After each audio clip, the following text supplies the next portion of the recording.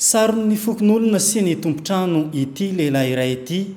taoriany ny fangalarana nataony sy ny fidirana ankeriny tamin'ny tokantrano iray teto amin'ny fokontany Ambondrona ny sabotsy maraina teo. Tratra teny antanany ny finday sy ny portefeuille iray misy vola ho an'io tokantrano iray izay nidirany ankeriny io. Nisy Mpangalatra tany amin'ny mpianatra université izy fa tsy tao amin'ny campus fa teny amin'ny périph zany hoe ivelan'ny campus zany. Io liranga io araka ny voalazandreo mpianatra reo fa tena Mpangalatra gaigla mihitsy ary ohatrany hoe fa manao ohatrany toetrany andromaso bokon'olona koa zany hoe ranomasy zany raha vao hitany hoe vao midify kely le mpianatra tonga de miditra izy de omaly zany sahabo teo amin'ny ray tolakandro teo nivoaka kely le mpianatra université de mividy zavatra fotsiny tonga de efa niditra izy de rehefa dinao aminazy misy fitaovana misy lakle maromaro de misy barapince de nisamborondreo moa izy nisamboron'ny chef secteur sy ny andromaso bokon'olona de za moa téléphone secteur hoe arovy malaky ny tsy ho faty de netindreo tamin'ny bajaj sy netindreo taty de zay zany mahakasika an'iny fa ny any azoko ambara zany isaoran'Andriamanitra aloha fa taty ivelany izy fa tsy tao anatin'ny campus fa tao amin'ny campus izy fatatsika hoe inona ny zavatra nitranga tao satria fatafatatsika ihany fa ireo mpianatra reo efa tena marary ny aindreo satria very zavatra foana de tena marary ny aindreo de isaoran'andreo koa aloha mbola nandevitra satria rehefa antinen'ny chef secteur hoe azaky tiny de tsy nikitika zareo fa nanaja le zon'olombelona de isaorana koa ny andromaso bokon'olona sy ireo police nationale satria vokatry ny fiaraha-miasa de zao ny tonga am'le teny hoe nody 20 ny rano atsakainy. Taoriny fatratrara ny fokon'olona azy natolotra teo nivo ny police nationale eto amin'ny fokontany Ambondrona izy ary ireto farany nanao ny fanadihadiana rehetra. Tamin'ny zoma fa 30 ny volana avril taona 2024 tokony tamin'ny ray ora tolakandro dia nisy fisehoany asa fangalarana tao amin'ny tokantrano iray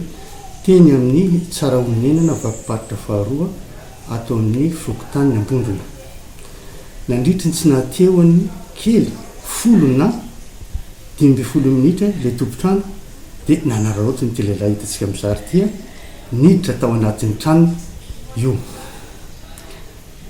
Nalainy tao ny téléphone, ny montre ary ny portefeuille izay misy vola. Efa nivelona moa le tompotrano natsikaritra fa misy olona tao anatin'ny trano.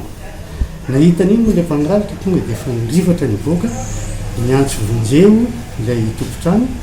na ino an'ino ny manodidina sy ireo andromaso bokon'olona de nanenjika azy. Rehefa tratra moa izy mbola tratra teny aminy daholo ireo entana nangalarindreo. Moa ny famotorana dia miaiky miaiko vitany izy ary efa amin'ny atolotra ny fampanoavana tsy hoenda ny raharaha afatra ho antsika rehetra eto Majunga aoko isika mba omailina ny andapa fa tsy kely lalana ny ratsy ka mavita n'izao zavatra zao amin'ny andro atoandro be. Fisaorana izahay polisy eto Ambondrona dia fa indrindra ny police nationale manerana nosy de manome fisaorana feno tanteraka ho antsika tsirairay zay niarany salata aminay nazahoana izao vokatra izao ary mbola mangataka izahay karaha miasa maty antsika mba ahafahantsika manombotra ny mpanao ratsy amin'ny alalan'ny loharano vaovao izay marifotsitra zao. Ary etoana koa dia manome fisaorana manokana ho an'ny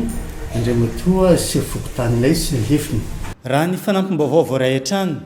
tsy voasambany tamin'ity nahatratrarana azy ity no nanaovany izao asa fangalarana sy ny famakian-trano teto amin'ny fokontany Ambondrona izao. Azo lazaina araka izany hoy ny tompon'andraikitra fa isan'ny mpamerikeloka ity olona tratra ity.